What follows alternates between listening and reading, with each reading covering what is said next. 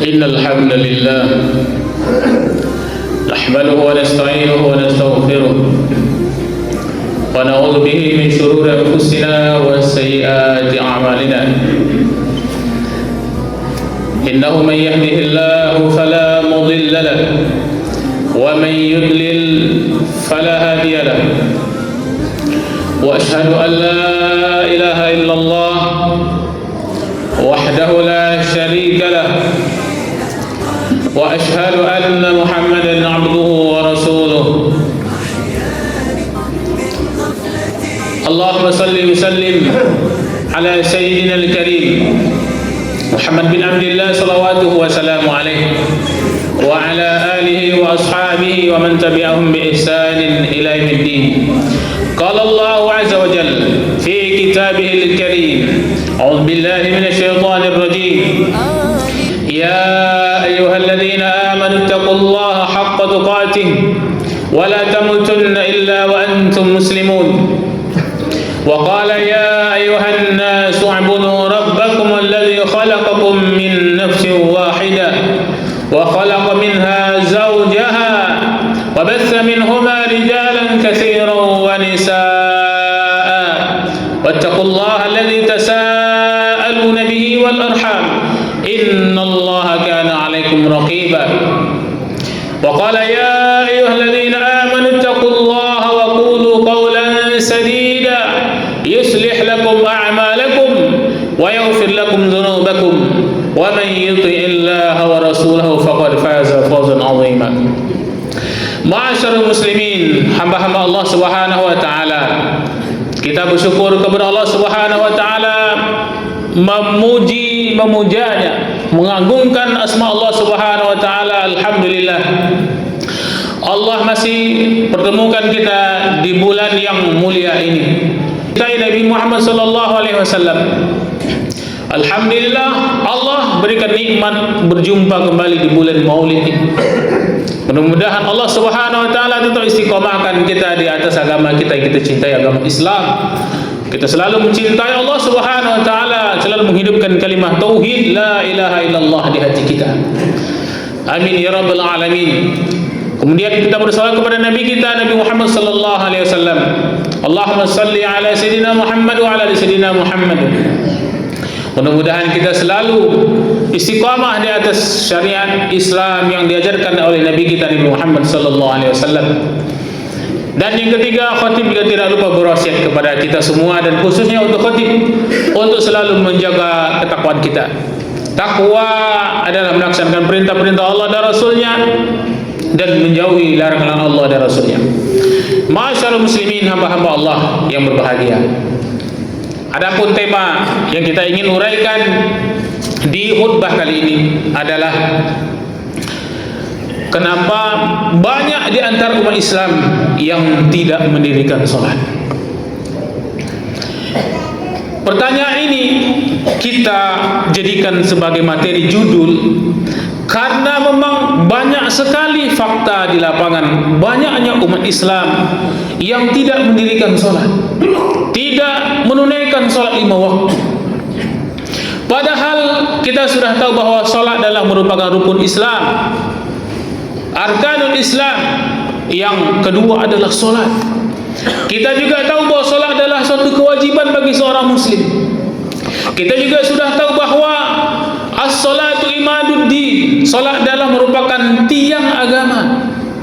Faman tarakaha faqad hadamaddin. Barang siapa yang meninggalkan salat berarti dia sudah menghancurkan agama.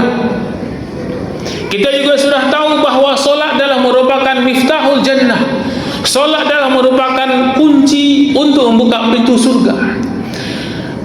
Kita juga sudah tahu bahwa salat adalah merupakan amalan yang pertama dihisab oleh Allah Subhanahu wa taala. Awwalu ma yuhasabu bil 'abdu yaumil qiyamati as-shalah.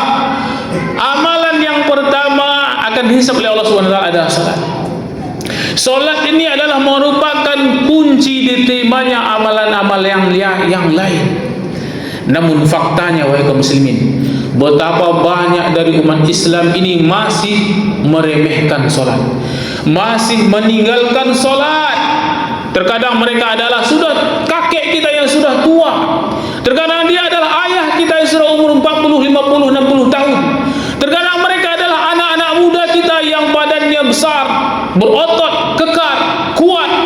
sanggup untuk sholat tapi tidak sholat. Terkadang mereka anak-anak kita sudah balik tapi mereka tidak sholat.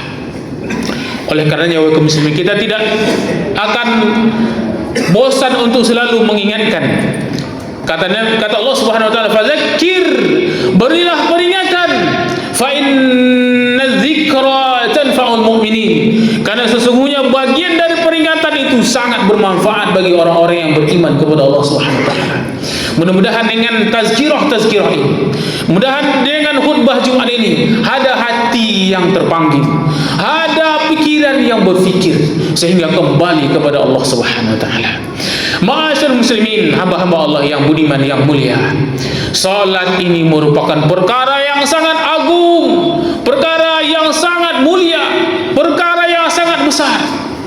Tapi banyak yang tidak sholat. Ketika ditanya kenapa bapak tidak sholat, jawabannya macam-macam. Di antaranya jawabannya adalah malas.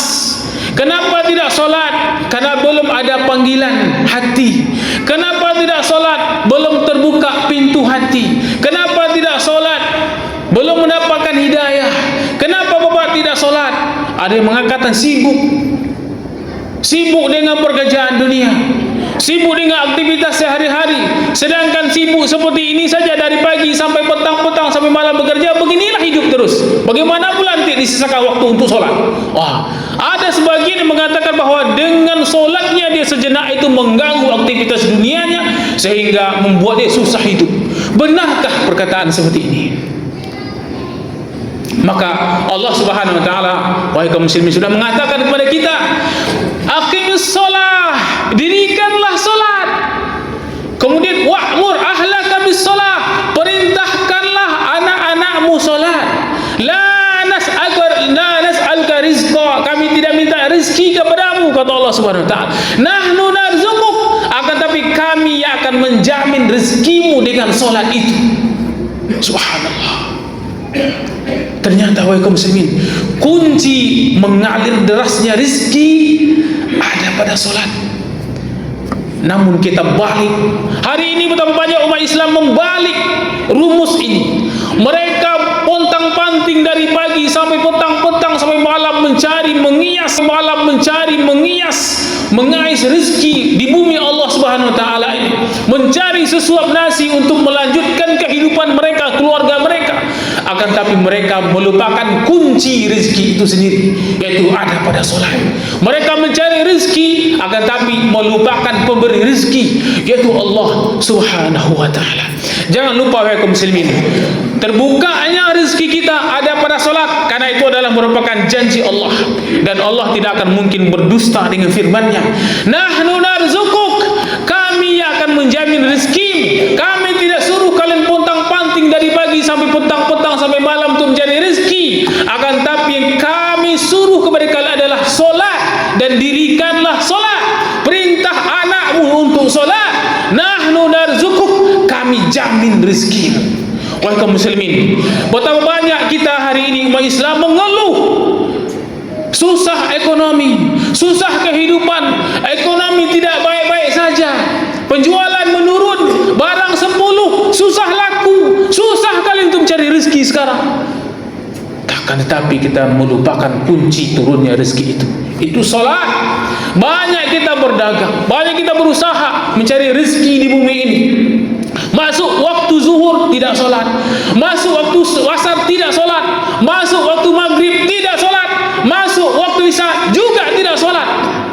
Padahal kita mengeluh dengan rezeki, dengan hasil daripada apa yang kita cari, akan tapi kunci rezeki itu kita lupakan. Kuncinya ada pada solat. Masyarakat muslim, oleh karenanya bukalah pikiran kita, bukalah hati kita. Ingin rezeki dijamin Allah Subhanahu wa taala, maka dirikanlah solat. Maka Allah akan mencurahkan rezeki kepada kita, wahai kaum muslimin. Bahkan yang lebih parah lagi, wahai kaum muslimin, ada sebagian dari kita yang mengatakan terkadang solat ini tidak penting, tidak apa-apa tidak solat, yang penting hatinya. Tidak apa-apa tidak solat, asalkan tidak berzina, asalkan tidak mencuri, asalkan tidak merampok. Ada juga sebagian kaum muslimin yang mengatakan seperti ini. Tidak apa-apa tidak solat, yang penting hatinya. Jika ada orang yang mengatakan itu kepada kita, tanya kepada dia, siapa nabimu? Nabimu adalah Nabi Muhammad sallallahu alaihi wasallam. Nabi Muhammad adalah yang paling bersih hatinya, yang paling mulia akhlaknya.